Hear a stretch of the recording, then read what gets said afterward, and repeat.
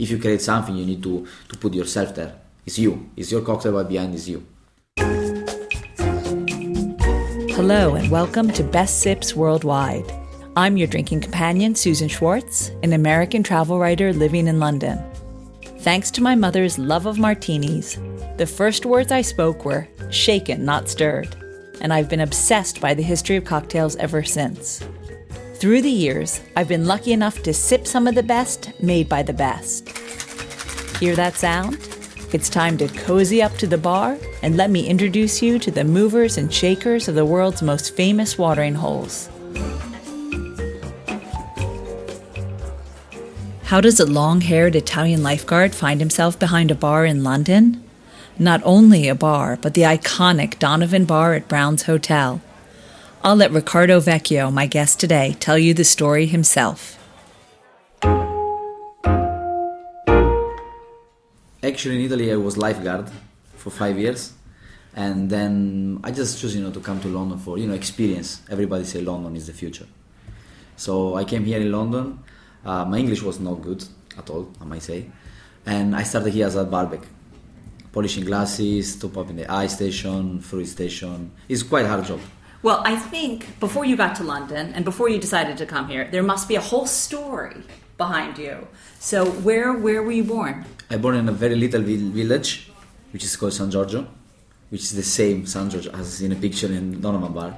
That's I don't know how it comes, but is it? And it's very little village, like I think it's 2,000 people, no more. And because it's right on the beach, like close to the coast of Italy in Venice, we can find job just on a summer season. So the 85% of people, they do lifeguard or any single job in a beach. I started as a lifeguard at 15 years old, and by 20 I was still doing the same job. I was happy because it's a nice job, but I think you cannot grow up on this career as lifeguard. You can do it for a few years, but then you want something different, and that's also what took me to London. During the summer season, what were you doing? I was from May to September, every day 13-14 hours per day under the sun, opening umbrella and sometimes saving some people on the water. We did a few rescues, but it's okay. And after September till the next May, absolutely nothing. Really? We Nothing? were just of course going to the gym and swimming pool to make better our body for the summer. For as a lifeguard, you need to be very prepared because you never know what's going to happen. But we couldn't find a job because it's a summer place, and it's people leaving in September, going back to work, and there's no much to do for us. And so how did you find your way into a bar? Well, the way to a bar, I found it by one of my friends, lifeguard. He had his brother here in London. He was here already, I think, more than 7 years, and he was bar manager. And I asked him, what shall I do? What shall I want to try something different. I didn't know nothing about bar. Bar for me was just gin and tonic and beers, nothing else. And he said to me, you can come to London, you can start. I can give you, some advice. You can start as a barback somewhere, and let's see if you like it. So I came here on the 21st of November, 2012, and he gave me hand, because he knew it. The Giovanni, the previous bar manager, was looking for barback, so he gave me contact. And I came here. Really, you just jumped right into Brown's Donovan Bar. 21st of November, I was here. My first day at work was 1st of December. You were so lucky. Yes, very lucky. I was here alone. I met a few friends here, which I didn't know they were here in London, from like close village to they coming from village close to my one. And I gave my CV to Giovanni. I came here for interview. I had the long hair. And till the shoulder, and they say to me, if you want to work here, there is grooming standard, no piercing, no tattoo. I had to remove a lot of stuff. Okay. And I remember I was in Soho, in Shoreditch, on Friday night, and Giovanni called me at 11:30 that I would start the day after on a shift. But I didn't know nothing, not even I knew how to polish a glass, but that's all. And when did you start falling in love with cocktail making? I might say after 2 months. I've been very lucky because I had behind the bar I had Damian, which is our bar manager at the moment. I got Adam Laham, which is a guy now is working in Canada, in Vancouver, and I got my previous head barman, which is Martin Siska. Now he's a bar manager in Rosewood, and they give me a lot of passion for the cocktail. Even Giovanni, I've been created as too many with Giovanni. Mainly, Martin and Giovanni, they give me a lot on behavior behind the bar. They're very restrict, a lot of rules. Are you allowed to reveal what some of the rules are? Well, one rule? Martin was very straight. Like, if you come in 1 minute after the shift in late, there is no tips 1 week. Which boy. It's not about money, but it's about how you behave, how you show, how you lead, you train the team. If you show that you always on time, they will follow you. Mm-hmm.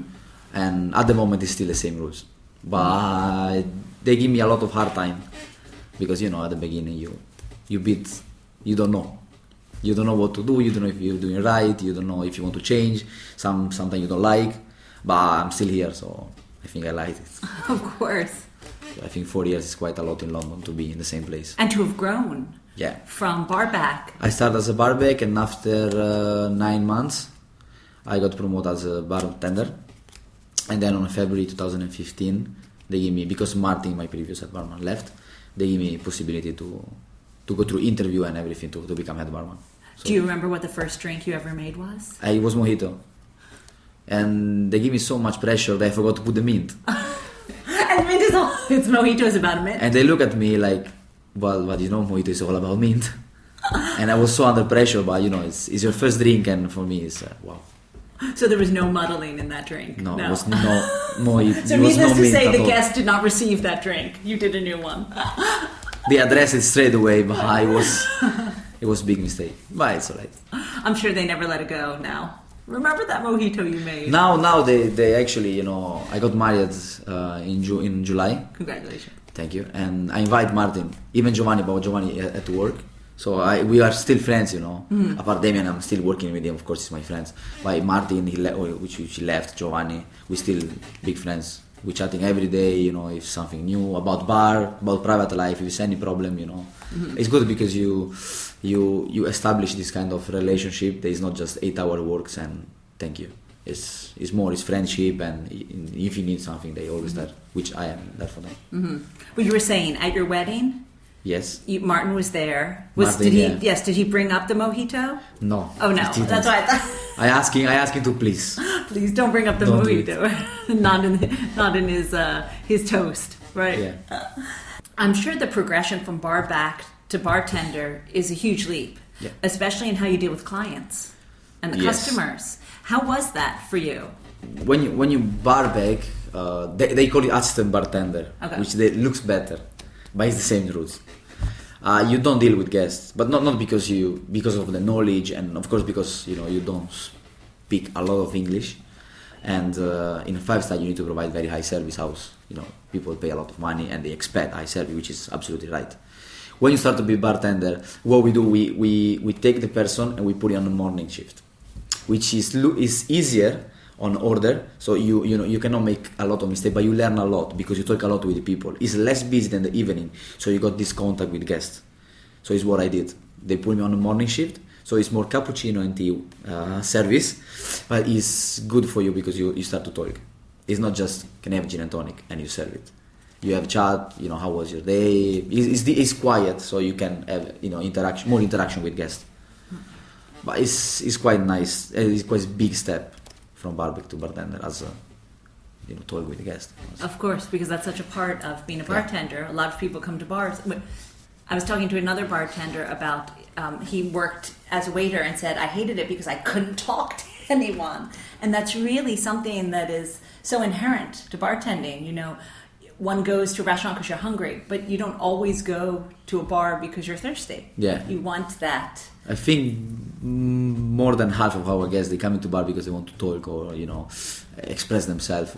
They have very, very bad day. We go sometimes, and we ask and we try to make the way to change the day with a cocktail, with some history, I think we're like psychologists, behind the bar. Absolutely. And it's sometimes, people coming to the bar very upset, and they start to bring the stress to you. They start to, but it's okay. We know what to do. So You're professionals in that. I hope so. Well, let's talk about your menu, because I think that Brown's has one of the most creative cocktail menus in the city. You're constantly changing them. It's always something completely different, the theme. So can you talk me through maybe a few of the themes that you've had in the past and the one that's now? Right. We changed the first menu that we changed when I took over the position. Usually when head barman changed the rules, the head barman changed, he also changed the menu because he wanted to bring his own touch. In here, usually is the head barman change the menu and the bitters. The recipe for Donovan Bar bitters. Every single head barman, he has different one because he want to show to the previous one that is better. Right. So I'm still sending a picture to Martin that mine is better than yours, but this is just my opinion. All right. So in 2015, actually, all the two menus that I did with Giovanni. So we always been collaborative together. It's not we didn't want to involve a lot of people because we wanted to create something. It's like a baby for me. And head barman, I think, should look after everything and give duties to people, to guys, to the bartenders, to create drinks, to get more knowledge, to study ingredients and everything. But I think the main concept needs to come from the head barman. That's why the rules is. So in 2015 we launched the first one, which is the menu is all about the hotel that we have in the company. So if you start, we got the hotel in London, we got Edinburgh in Italy, we got Rome, Sicily, new one as well in Rome now. And it's all about history of each single hotel. They all have a little bit of history because I think Roccaforte click on the most beautiful spots to where to buy hotel. If you think about the one in Rome, the one in Florence, in here, in Mayfair, so they have a lot of history, Mm-hmm. For example, this one is the oldest hotel in London, just for one. And this menu is since 2015. We are now planning to change. And last year we just launched a small menu on the side, I don't know, around the globe, which is about fragrances. It's about giving guests different perspective of how to order in drink, because usually people ask drink for cheeky name or because they saw on the table and they want that but they don't know. So we wanted to give different way to choose cocktail, and that's the first main object. And the second one is about the globe. When you're traveling, everybody bought a like souvenir, little things of Paris, all these things. If you put it on the floor, you break them, you're not gonna remember them. But fragrances is something that they stay with you forever, maybe. If you're going to Asia, or if you're going to I went to South America last year, and I went in a coffee farm. And still, this fragrance of coffee, I have it in my nose when I smell coffee from South America. So that's why we want to combine these two objects.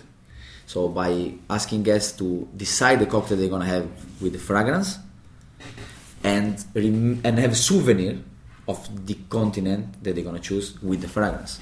So if you're scratching, we create 7 business cards, and if you scratch the business card where is the continent, you're gonna find the fragrance of the continent, and also you're gonna find the taste of the drink. So a truly multi-sensory cocktail. We wanted to try something different, as we never saw it before. Mm-hmm.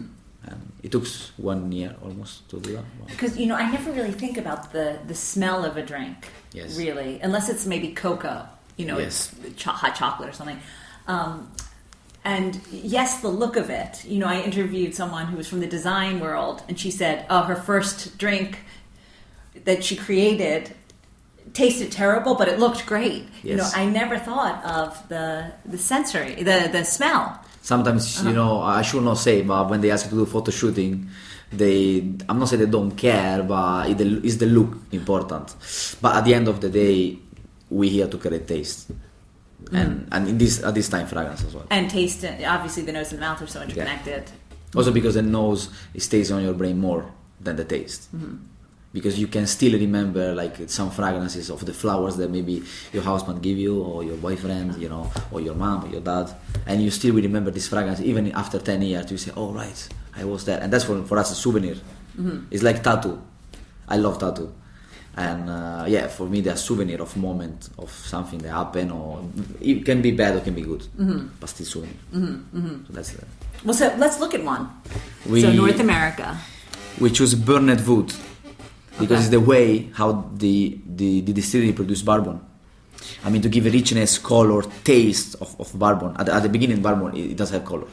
It takes from the burned wood, which is the barrel inside. So if you scratch the card, you got the burned wood, which gives to the bourbon the taste. I'm sniffing it and it smells like burned wood.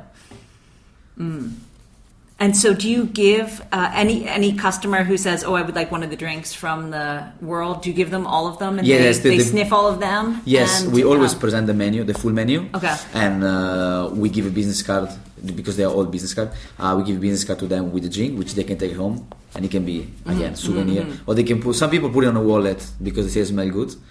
We taste when we received the first card, we were like two kids, me and Giovanni, texting each other at 2 o'clock in the morning because I was away, I was in Italy, and of course he was here. And he was like, oh, I got the card, oh, I want to see the picture, show me a picture, like two kids. And after 8 months, still the fragrance was in the card. So if you don't scratch it a lot, and you do it, maybe one per week, it stays a lot and you can keep it. Well, I see the top of the pack is Antarctica. Yes. Now, very few people have been there, so they probably don't have smells associated with. So how did you choose a smell associated with there? We actually, when we choose all the fragrances of the car, we ask random people working in a business, what do you think about South America? What do you think about Antarctica? Like, without saying the project, because it was it's top secret, right? And they will say, oh, Antarctica, I'm looking for open space. I look for cold. For me, it's something citrusy, something, ice. Ice doesn't have any fragrance. Open space doesn't have any fragrance. But if you think of something fresh, you should think about mint. So on the drink there is mint, there is absinthe, which is give this freshness and also this anise taste, and lemon. So that's why we choose the mint taste as open space, as a fragrance, as no wall. There is no wall. There are no wall there. So. It's funny how we have been trained that mint, because probably of toothpaste. Yes. That mint and the association with mint and toothpaste is something fresh. Fresh. Always fresh and Yes. mint. And it is, though. It is fresh. And it's all related to the brain. The brain bring you there.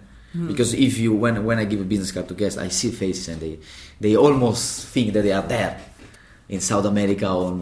You can see their reaction. And this is what we wanted, like different approach with the guests.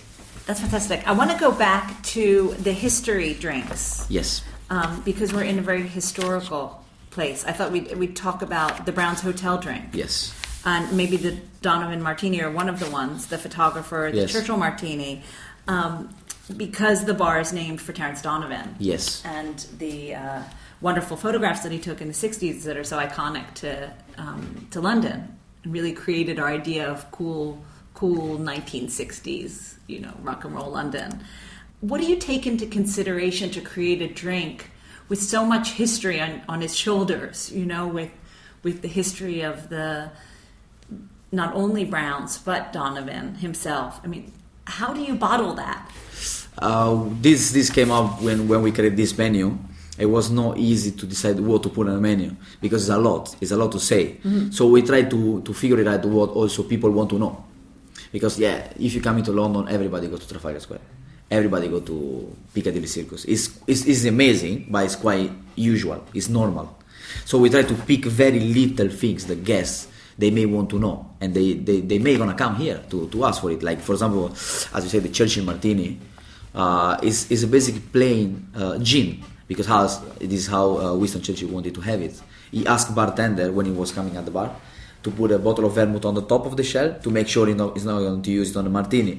It's very little history, but it's something that when people read, oh nice, I didn't know, and they feel like proud to have it, and they feel the history with it. Which for me, when I create a cocktail, history is the most important thing. Not even history, but is why. Because I hate when people ask, when I'm going to cocktail, but I do sometimes. Why did you use? I ask why, and there is no answer.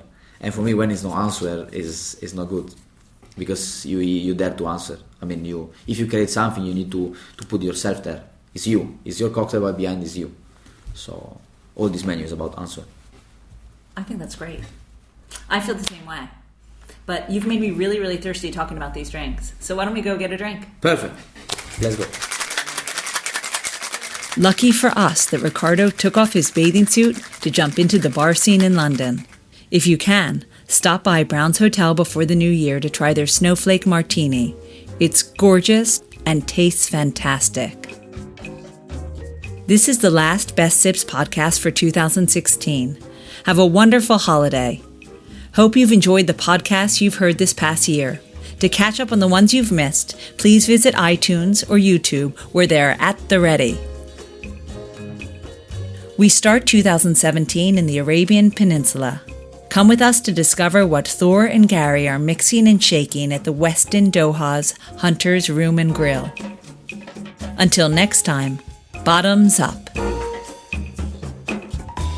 For more information and links to everything you've heard about, plus a bit more, please visit bestbitsworldwide.com. Thanks for listening to Best Sips Worldwide, a spin-off of Best Bits Worldwide. Always remember the wise words of Oscar Wilde: all things in moderation, including moderation, and never drink and drive. Okay, I said that last part. Theme music is by Steven Shapiro and used with permission. You'll find me at the bar